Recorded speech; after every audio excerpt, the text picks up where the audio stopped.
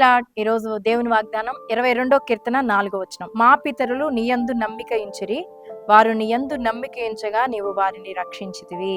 మనకున్న అద్భుతమైన మాదిరి లేదా మనకున్న అద్భుతమైన ధైర్యం, మన పితరుల జీవితంలో దేవుడు జరిగించిన గొప్ప కార్యాలను చూసినప్పుడు మనకు కూడా దేవుని సన్నిధిలో విశ్వాసం ఉంచడానికి, ప్రార్థించడానికి గొప్ప ప్రోత్సాహం కలుగుతుంది. ఈరోజు మనందరికీ పరిశుద్ధాత్మ దేవుడు ఇస్తున్న వాగ్దానం ఏంటంటే, మనం మొర్రపెట్టినప్పుడు మనల్ని ఎంత మాత్రం సిగ్గుపరచనీయక దేవుడు మన విషయాల్లో కార్యాలు జరిగిస్తానని వాగ్దానం చేస్తున్నాడు. మన పితరులు మొర్రపెట్టినప్పుడు వారి జీవితాల్లో ఎన్నో గొప్ప కార్యాలు జరిగించిన దేవుడు మనం మొర్రపెట్టినప్పుడు, మనం విశ్వాసం ఉంచినప్పుడు, మన నమ్మిక ఉంచినప్పుడు మన జీవితాల్లో కూడా దేవుడు గొప్ప కార్యాలు జరిగిస్తాడు. ఎందుకంటే విశ్వాసం అనేది పరిస్థితులను ఆధారంగా చేసుకొని ఉండేది కాదు. విశ్వాసం అనేది ప్రశ్నించేది కాదు.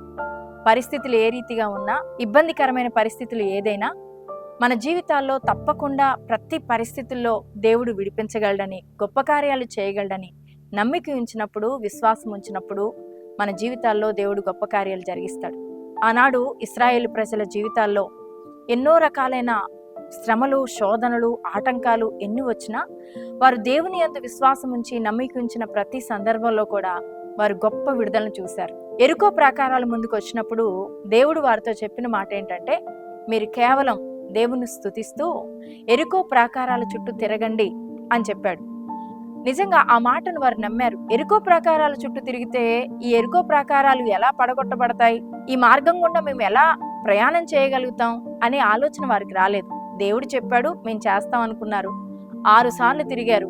7వ రోజు 7 సార్లు కూడా వారు చక్కగా తిరుగుతూ గొప్ప శబ్దంతో కేకలు వేస్తూ ఉన్నప్పుడు యెరికో ప్రాకారాలు కూలాయి. కాబట్టి విశ్వాసంతో మనము దేవుడు చెప్పిన విధంగా చేసినప్పుడు మన జీవితాల్లో దేవుడు గొప్ప కార్యాలను జరిగిస్తాడు. ప్రియమైన దేవుని బిడ్డ, ఈరోజు నీ జీవితంలో ఎటువంటి పరిస్థితులైనా దేవుడి మీద ఆనుకో, దేవుణ్ణి నమ్ము, దేవుని మీద విశ్వాసం ఉంచు. పరిస్థితులు ఏ రీతిగా ఉన్నా నీ జీవితంలో దేవుడు గొప్ప కార్యాలు జరిగించగలడని నువ్వు నమ్మగలిగినట్లయితే నీకున్న ప్రతి ఆటంకాన్ని దేవుడు తొలగించగలడు. దేవుడు నిన్ను విడిపించగలడు. ఈరోజు నీ పరిస్థితి ఏదైనా, నీ కుటుంబంలో, నీ భర్త విషయంలో, నీ భార్య విషయంలో, నీ పిల్లల విషయంలో, నీ చేసే పనుల విషయంలో, నీ ఉద్యోగ విషయంలో, నీ వ్యాపార విషయంలో, నీ కోర్టు సమస్యల విషయంలో, నీ పోలీస్ స్టేషన్లో ఎన్నో రకాలైన ఇబ్బందులు పడుతున్న పరిస్థితుల్లో, నీ చదువు విషయంలో, నీ పరిచర్య విషయంలో ఎన్ని రకాల ఆటంకాలు వస్తున్నా ప్రతి ఆటంకాన్ని దేవుని యందు నమ్మిక ఉంచి విశ్వాసం ఉంచి నువ్వు ప్రార్థన చేసినప్పుడు ప్రతి పరిస్థితుల్లో కూడా దేవుడు నీకు విజయాన్ని ఇవ్వగలిగిన దేవుడు. ఒకటే నమ్మాలి, దేవుడు నా జీవితంలో గొప్ప కార్యాన్ని జరిగిస్తాడు. కాబట్టి ఈరోజు నువ్వు నమ్మగలిగినట్లయితే దేవుడు నీ జీవితంలో కూడా గొప్ప కార్యాలు జరిగిస్తాడు. ఎందుకంటే ఆయన నమ్మి విశ్వసించి ప్రార్థించే వారి జీవితాల్లో ఆయన ఎప్పుడు కూడా సిగ్గును కలగనియడు, అవమానాన్ని పొందనివ్వడు. తప్పకుండా వారి జీవితాల్లో దేవుడు గొప్ప కార్యాలు జరిగిస్తాడు.